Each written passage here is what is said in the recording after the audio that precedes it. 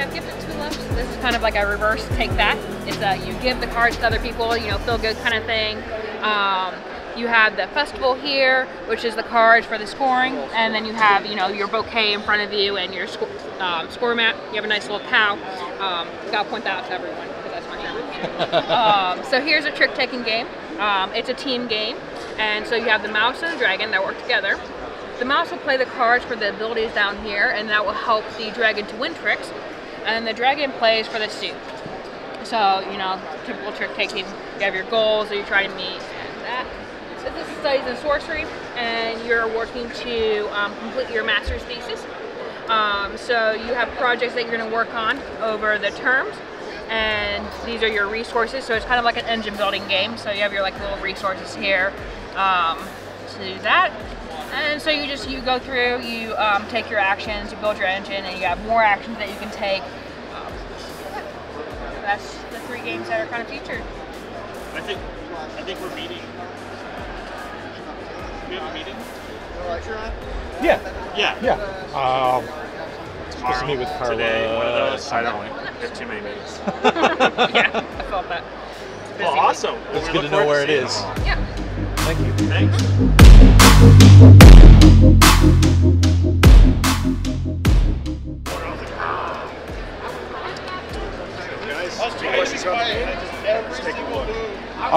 You want to give us a quick run through? Yeah. So in Wandering Towers, each player controls a group of these students. They're trying to make it all the way back around the board to the Raven's Keep Tower. But they don't want to arrive without their potion bottles, with their potion bottles empty. So you're both trying to get all your wizards here and fill them. And fill them. So each player is going to have a hand of 3 cards. They'll either show a wizard or a tower or both. And on your turn, you're going to play 2 cards at a time. And they'll let you move either your wizards or your towers around the board. It shows both, you choose one or the other. Now some cards will have a number, and some cards will have dice. A number means you can move that wizard or that tower that many spaces clockwise around the board. Dice, or the die, means you roll the die, you can move that many spaces. Okay. If there's multiple dice, it means you can re-roll it that many times. So for example, this one, you can roll it once. If you didn't like that, you can roll it again, and then one more time. Okay. The number of dice tells you how many times you get to reroll? Yep. Okay. But you have to take whatever the last one is. Right. You can't go back to the first one. So moving a wizard is simple. You just move them clockwise, however many spaces around the board. If you move them exactly onto the Raven's Keep Tower, you drop them in, and they're there for the rest of the game. They can't be removed. When you get a wizard in the tower, it moves clockwise around the board to the next open space with the Raven Shield symbol on it, either on another tower or on the board. Okay. Moving a tower is a little bit different. When you move a tower, you can move any number of towers that are stacked on top of each other. So for example, you might have 3 towers like so. You can choose to move the whole stack, you can move just the top, you can move 2, up to you. However, when you pick up a tower to move it, you have to commit to moving that tower, because when you move a tower, you can cover other people's wizards. Okay. So you have to remember where your wizards are.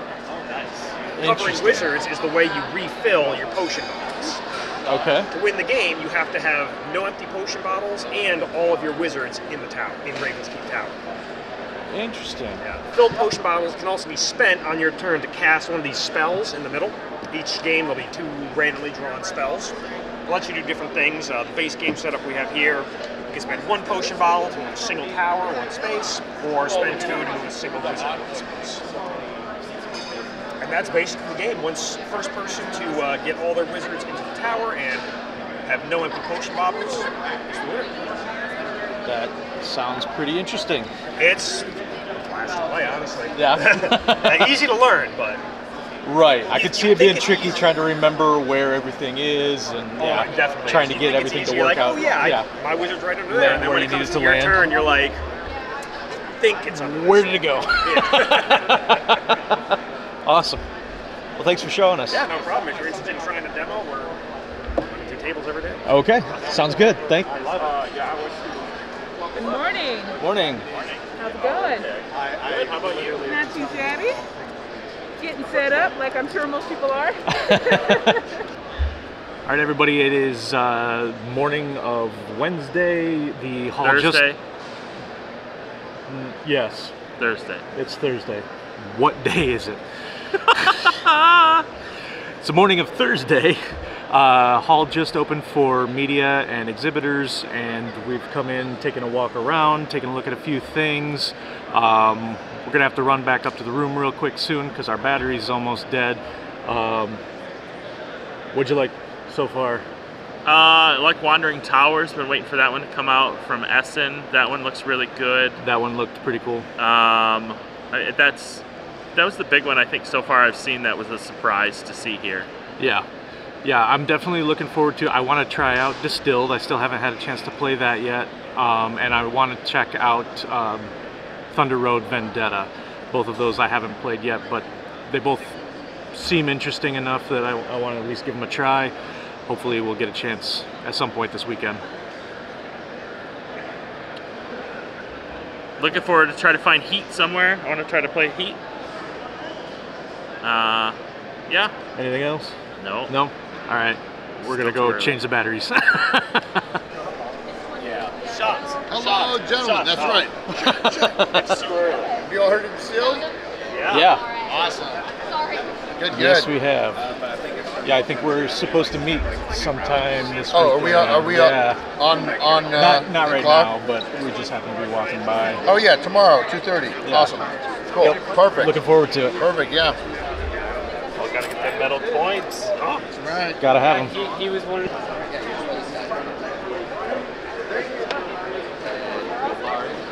This one's on my list to try. Entire thing onto the boat and sink them into the bottom where all adventures belong.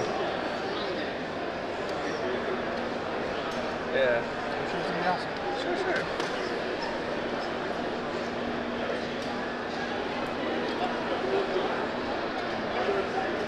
A couple more lights I can turn on.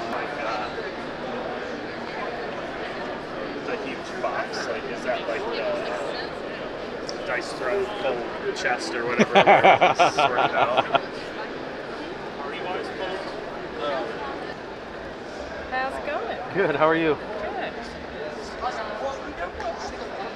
I've been seeing this one a lot on Have you? social media lately. Yeah, I've people been- are loving it. It's Yeah. super cute. Yeah. How does it work? So it's D6, right? So, like, really simple. You've got an entire game in here. It's got all your rule set and like up to 6 players, Yeah. I think. Yeah, and What do you have one player? The rules are only about 15-20 pages, so it's super introductory friendly, Really? very kid friendly. There's a little bit of horror, so obviously there's some creepy crawlies that are in there, but we call it more like I think- Scooby-Doo. Yeah, it's I was gonna Scooby-Doo. say, I think my kids would like that anyway. Yeah, you play as Brave Blossoms, very inclusive. You could have boys in the Brave Blossoms. There is a adventure in there called Boys Are Gross, but that's the the symbolism of it all, right? We're also getting badges and sashes for it. Our Kickstarter, really? Yeah. Kickstarter goes Oh, live in July, so we're gonna fantastic. get like a vest and pins that you can put in it, so you can wear the badges that you've earned Yeah. throughout the adventures. That's cool. So- It's a neat concept. Yeah, super easy, very friendly.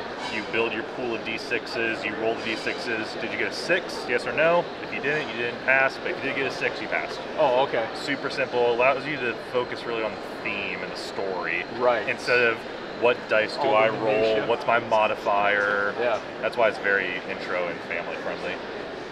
I like it. May have to pick that up. Absolutely. Same system over here at horror too. So if you want a little bit more Thank grungy, you. Oh, so gory, this is more. horror is the exact same thing, just a more little bit grown-up? more themed for that horror aspect. That's the rule book. So it doesn't have any art. It's pretty cheap. It's only $10. So super easy book to pick up. We're going to really focus on the actual scenario books. So you'll get 4 to 5 scenarios in each of them. They're going to be very art heavy, very thematic. That looks like an old VHS. Is kind of Yeah. the vibe that we're going for. Looks like something I'd find in a Blockbuster. Basically, yeah.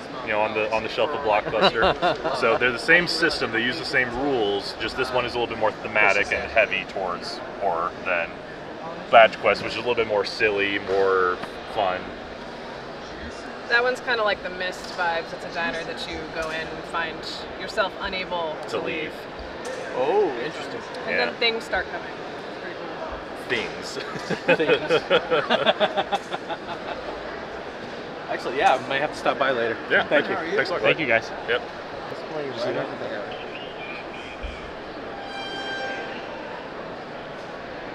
Is the camera picking it up at all? It is. It's really cool. Yep. We've got the whole set spread out on display right over there.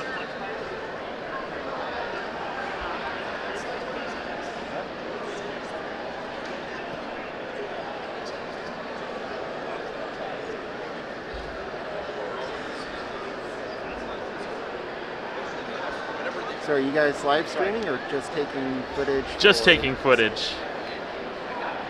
No, we don't have like a mobile streaming unit. Yet. Yet.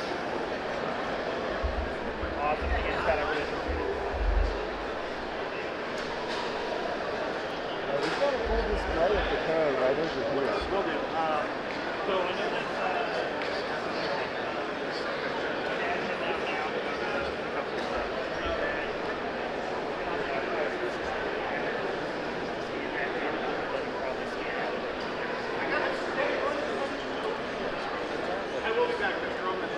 That is really cool.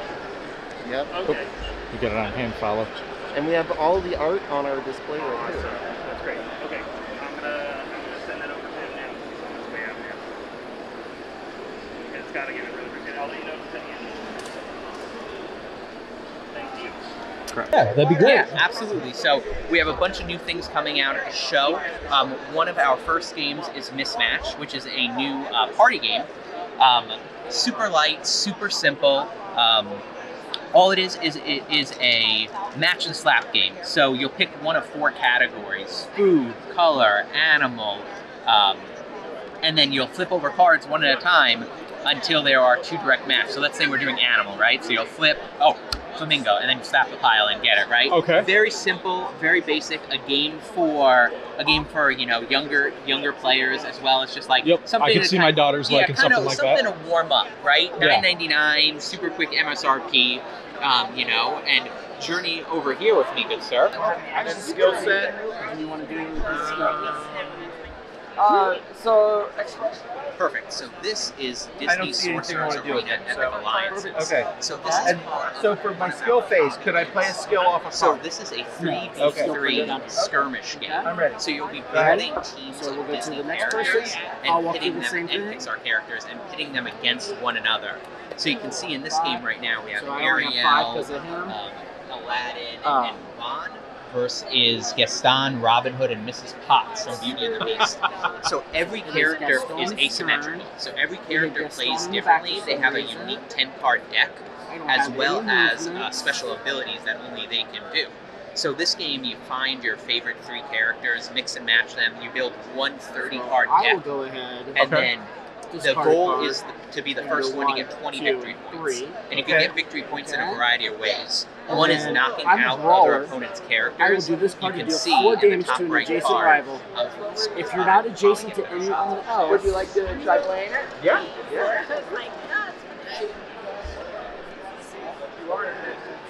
So you can see in the top right corner this little crown symbol. That's the victory point. So if somebody was able to knock out Ariel, they get 4 victory points. Okay. So that's one of the ways, and then the other ways is there's a little bit of a King of the Hill element. If you begin your turn on one of those 3 crown spaces, you'll also get a victory point.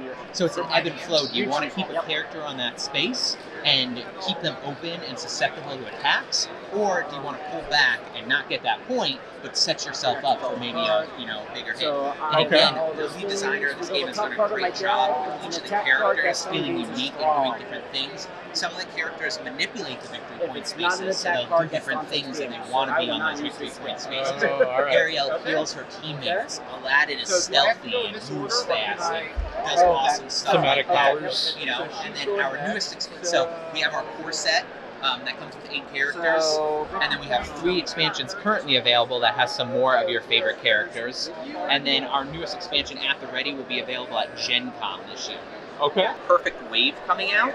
The Perfect Wave is basically a game where you'll take cards and you're trying to build the perfect wave, right? So you'll have these cards that are ascending numbers and you're trying to place them in order, and there'll be these trick cards that you're putting on top of them to get like bonus points and complete objectives and things like that.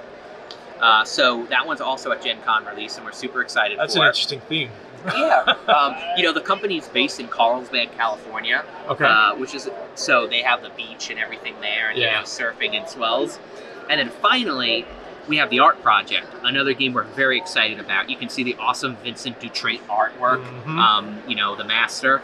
And this is a cooperative 1 to 5 player game where you are essentially reclaiming stolen art. So the White Hand is this secret organization, no relation to the Blackfoot. You know, the White Hand is a secret organization that's stealing art, and your team is going basically out to reclaim that art. So it is a little bit of hidden information because every turn you'll have 2 cards, and these cards will, you know, give you something that you have to pay to something that you have to gain. And you're essentially trying to play one of those 2 cards from your hand and then work with the team to get them in a good area so you can reclaim the art. There's unique characters in there that have these unique dice, and it's really, really exciting. That one's we're releasing at Essen this year. So working with our partner at Lumberjack Studios for that one, which is super exciting. Yeah, that sounds cool. That cover is amazing. I know, the artwork is, Vincent Dutrait artwork is fantastic. Yes. And then finally, I think for the last one, you probably know about Dice. I have the battle chest. Perfect. Yeah. So this is Marvel Dice Throne with our friends at Roxley Games. Dice Throne is essentially boils down to battle Yahtzee. So in the Marvel Dice Throne, there are 8 unique Marvel characters. You know, we sell the four character set. She's not a gamer. Well, she's a gamer. She doesn't come to the shows. Battling your opponent and trying to get their health down to 0. Our company's based in Carlsbad, so we're just north of San Diego. Roll the dice, match the icons on an ability. Every character has some unique cards in their deck to do different things and unique abilities that they're able to do as well. And again, one of those games that's quick to get to the table, you know, quick to learn, quick to play. And yeah, one that we're super excited to partner with. I've done a review for this on my channel. That's amazing. Yeah. Yeah. Ahoy! Love Dice Throne. Big Dice Throne guys. Yeah, the original was good. I especially like the Marvel version just because all of the characters feel so much more dramatic. They did such a great job. You know, Heather knows about it. She asked. I keep showing her the phone. You're trying to get your team to guess, like, hey, this word is wing, right? So you're trying to get your team to guess wing in this category. So the cards will never just get you there. But, you know, you play them in the specific space of the diagram, so you can be like, hey, this one sort of has the wing here, and you're trying to guess them to get the word wing. So the one in the middle of the diagram is for all 3 words, this one is for 1 word, and this one's for 1 word. So it's really tricky. It's tricky and it's fun. You know, this can be played competitively and cooperatively, which is nice. So it's a good twist on that. So no matter your group, you can play. But it's really an extension of one of our most popular party games, which is Fuse and Fuse, which is one of the most simple games and just a delight every time I pull it out of a party. You have this big board of colors, and you'll get a card, and you pick one of these colors, and then you give a 1-word clue, and then a 2-word clue. So for this one, they said flamingo, and then everybody puts their piece down on the board where what they think the color of a flamingo is. And then their second one is a 2-word clue. So they say strawberry shake, and then they put where they think the strawberry shake is, right? And again, you don't have to do even the clues there, right? You can do anything in a sense of, you know, like with my niece, we do Pokemon. You know, we're Disney characters. Every time I see his like art, that. it's so striking. It's super exciting about it. And again, when we had a chance to pick this one up, we were like, and then Tapple's taking the world by storm on TikTok. You know, it's animals, you know, aardvark, press A, press the button. So, yeah. So, you know. Very cool. Yeah. Great lineup. Thank you. Yeah, no matter one of the things that pride ourselves on in the op is that really no matter the type of player you are, or you know what types of games you like to play, we have a little something for everybody. Right. Which is super exciting about it. Yeah. Yeah. Also, if you want to zoom in, and what cards are going to play. Right. The cards have. You said this is co-op, right? Yeah. Co-op. Right. So the cards have a cost and resources. You'll add bad guys to a certain city, and then a resource gain. So I might want to play this card, but we don't have any gas cannons. So I can either spend health as a wild, or I can say, well, can anybody play a card that would gain us gas cans? And you might say, well, I've got this card. It'll cost us one of our guns, but it'll get gas cans. So it's like, okay, you go first, then I'll go. But what you have to keep in mind is after you play your card, you discard your other one. But the one you played goes into the clue pile. So now we've got a clue that says there might be a piece of art here in the Music Note City and one in the Book City. Oh, okay, gotcha. I play this one, no matches. But as soon as we get 3 of a kind, we have to discard all those cards and add one of the art pieces to that city. Then we have to get to that city, beat up all the bad guys there and recover it. If we can recover enough art to fill the track before the white hand takes over, we win. But the more art we get, the cheaper allies get, but the stronger the bad guys get. Right. So if we get this piece of art, now the bad guys are 20, plus however many are in the city. So we've got to beat that on dice rolls. Right. So it ramps up as you go. Movement costs resources. You can spend guns to add pips to your die rolls. And you can spend walkie-talkies to basically buy these extra ally dice, which go into your pool forever. But the dice pool is 1 die per character that's in the location, plus all of the ally dice. So you can split up, but it makes you all weaker because then you don't have as many dice, but you can cover more ground. If you lose a city because there's too many bad guys, you got to work around it. You can't go through it anymore. Lose too many cities, you lose. And then each map adds something. So Japan is like the basic one to start. When you get to the U.S., you add a city that can never have art, but every time you go there, you get a gun because it's Dallas. Right. Which just makes sense. There you go. And as you go through, like the Philippines are a bunch of islands. There's 2 cities of each symbol. Travel's cheaper because you're hopping around on little planes. Sure. But it's a little harder to keep track of everything. You get to the Nordics and you've got some challenges where like everything's connected. Certain routes are more expensive to move on. And then as art and stuff is added to the board, there's some negative effects and some benefits that can be triggered. So it gives you sort of 6 different ways to play. I love that. All those different boards, double-sided. That's great. A lot of content. These aren't Digging the finals, so you can see there's sure, some art missing. there. I love the Nile. This is the final art, just not the final production quality of the boards. Yeah, there's the... Oh, look at that. This one is the Nile, so it's sort of a murder on the Nile thing. There's only one path of movement. Yeah. It's free to move downstream, but expensive to move back up. I see. And if you lose a city in the middle, you're cut off. Oh, wow. So you got to be very conscious of that. Like, yeah. Sounds good, man. I like it. Vincent Dutrait called out once again. Yeah, he brings it every time. Look at that board. I know, it's incredible. Yeah, just all this extra detail, like, it doesn't need to be there, but... Sure. It just adds to the theme. And it only adds to it, it just, like, makes it. You know? I think the wood components are pretty nice, too. These are your art pieces are cubes. You've got some chunky painted wooden dice. Yeah. The player pawns, all the agents in the game have code names that are chess pieces.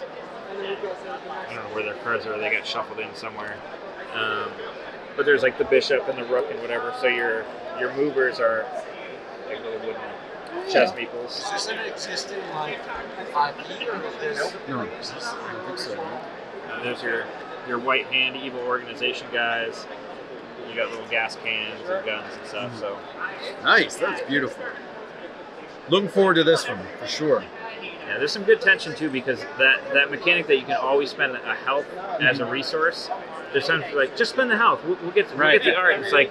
Yeah, but if any character dies, yeah, you lose. So, yeah. You said did you say this is co-op or is it a 1 versus many? 1 to 6 player co-op.